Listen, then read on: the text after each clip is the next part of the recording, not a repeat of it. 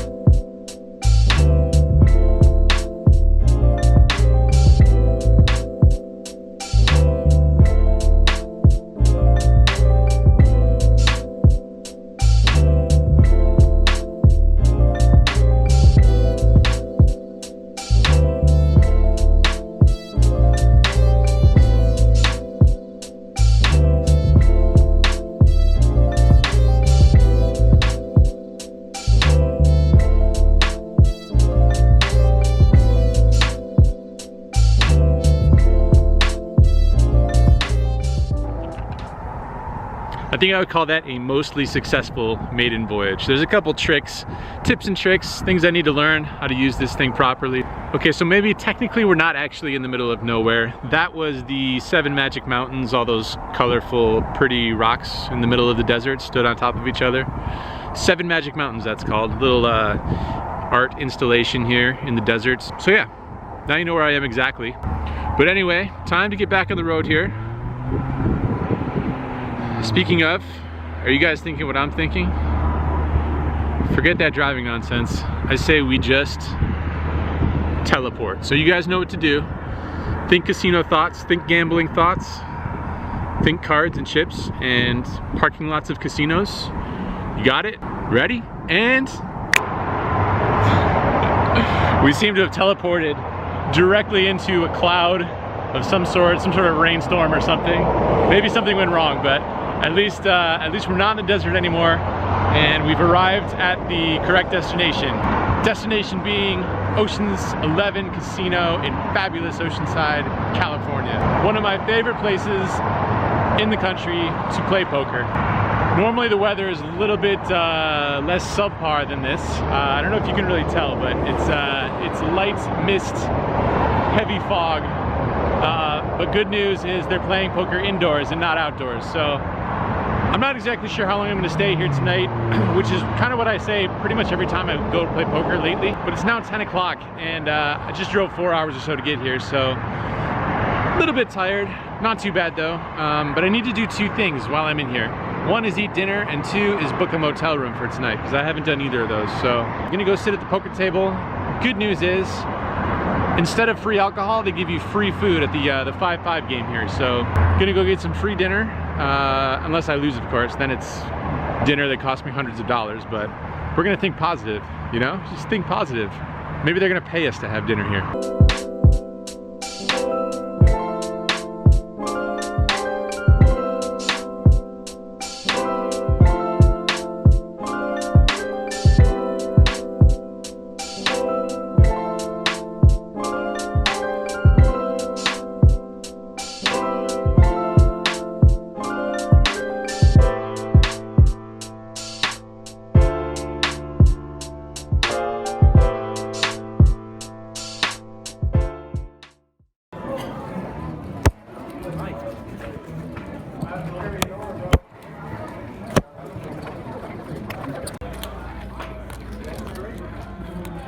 So in this hand, I look down at the very beautiful, very good looking 10-9 of spades and open it up from under the gun +1. I make it 20 to go. There's a middle position call, the cutoff calls, and the small blind calls as well. So we're going 4 ways here. Flop is 7-5 deuce rainbow with 1 spade. Small blind checks, and it's on us to decide whether to c-bet or not. It's 4 ways, and often I will play fairly straightforward in a 4+ way, multi-way pot. But on the 7-5 deuce flop, it seems like there's a decent number of cards that will allow me to barrel. Any spade, any card that gives us a straight draw, and any card that pairs us, we could bet for value. So seeing as we have 10 high and a lot of cards that we can bet with, I bet 40. The middle position player and the small blind both call. So we're going 3 ways. So the turn is an offsuit 8 and the small blind checks to us. So it's one of those cards where we pick up pretty good equity.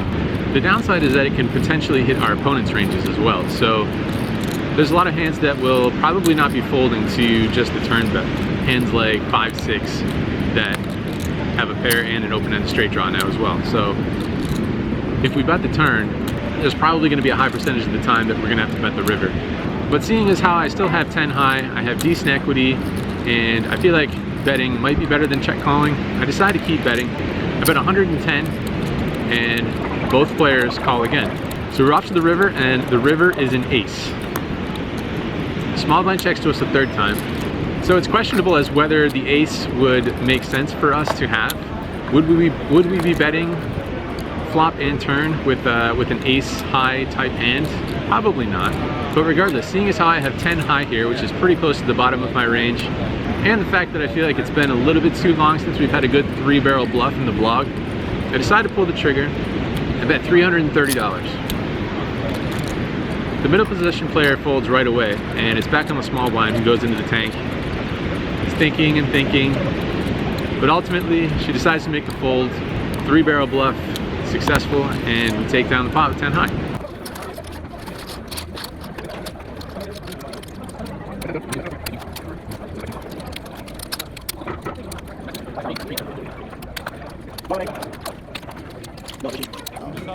I know, So at this point in the game, we've managed to turn it into a 5-5-10 game. There was a request to do a round of straddles, and after that point, it became an automatic straddle, 5-5-10, rest of the way. So in this hand, I have the straddle on. The under the gun player limps in. The next player to act makes it 50. There's 2 calls, and we look down at pocket 3s. We call in the straddle, and the limper calls as well. So we go 5 ways to a flop. Flop is, you know what? Nope, psych, it's not favorable. It's king 8-5 with 2 hearts. Psyched you out on that one, didn't I?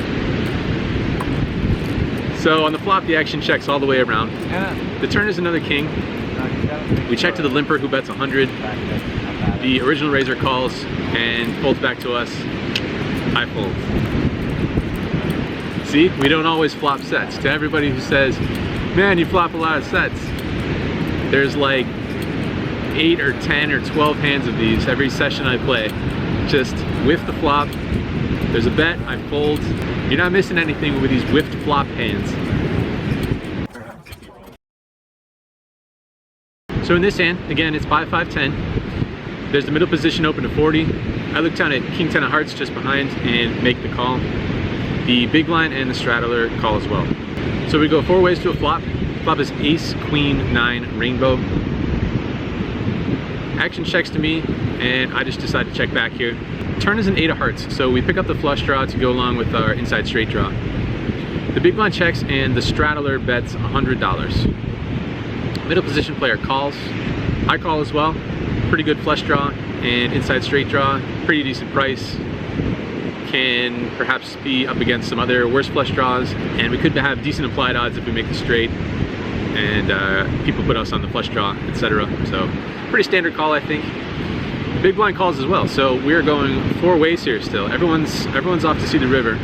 River card is the ace of hearts, so pretty interesting card. We make the nut flush. Action checks all the way to me, and feels pretty clear that we have the best hand here, so looking to get some decent value here. I bet $380. The big blind folds, and the straddler, who bet on the turn and then checked to us on the river, pretty quickly raises to $1,100. Middle position player folds, and it's back on us. Pretty not great situation, I would say, here. Obviously, having a flush here, we don't block any full houses. That goes without saying. So I don't really feel like there's too much of a decision here. I feel like we could easily have a full house. We could have turned a set. Could have potentially turned 2 pair. I suppose I could have ace-8 suited here. I could have pocket 8s. Even though the flush is so good, the flush is so high, it seems unlikely that my opponent would be raising with a non-nut flush here. So I don't think we beat any hands for value. We could beat some sort of a busted straight draw, perhaps. Would he be raising trip aces? I don't think so. Would he even be raising a worse flush? So he could definitely have full houses here pretty easily, and I don't see him raising for value with too much worse. So I just decided to fold. I don't really think about it for too long. I let it go. Looked like a pretty good situation at the time, but once he makes it 1,100, it seems like a pretty polarized bet, and I don't see him having too many bluffs in his range here.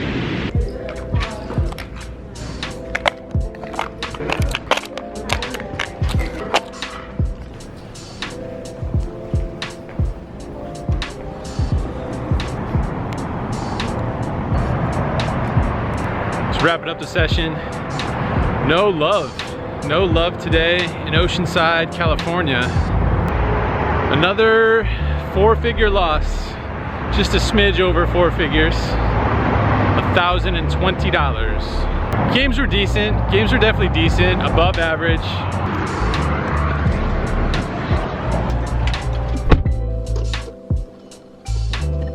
I ended up playing way longer than I wanted to, again. I don't know how you poker players out there manage to stick to some sort of a sleep schedule. It is not my strong suit. It is now early in the morning, the wee hours. I did book a hotel room, so I'm not homeless for tonight, so I'm gonna go crash, and then I'm gonna come back here tomorrow and get right back after it. At least when I come to California, I am like so much more excited to play poker. Pretty much anywhere I travel to. I'm just really excited to get back to the tables. Vegas is a grind. It feels like an office. But when I travel and go play in other places, it just kind of feels like a vacation. It feels more like a game. It's fun to get out there. Even despite losing another $1,000, still happy to, still looking forward to getting back to the tables and getting back after it. So I don't know, maybe that says something. I feel like going into this kind of like downswing or sideways swing or whatever it is, that it's a little bit tougher to find my groove again because I'm not playing as often. So it feels like the run good streaks might be extended longer, and the run bad streaks might be extended longer.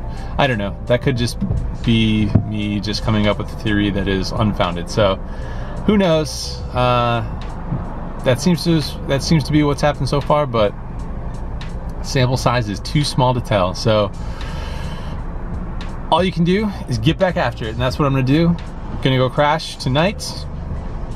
See you tomorrow.